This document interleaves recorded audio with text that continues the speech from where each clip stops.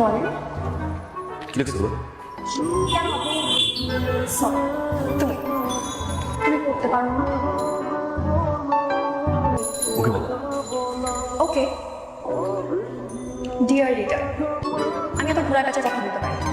যাবো সোজা সাথে, আগেও বলছি, এখনো বলতেছি, ভবিষ্যতেও আই লাভ ইউ। তুমি যেভাবে কথা বলো, তোমার সিগারেট খাওয়ার স্টাইল ভালো লাগে, তুমি যেভাবে আমার দিকে রাগ করে তাকাও, সব কিছুই ভালো।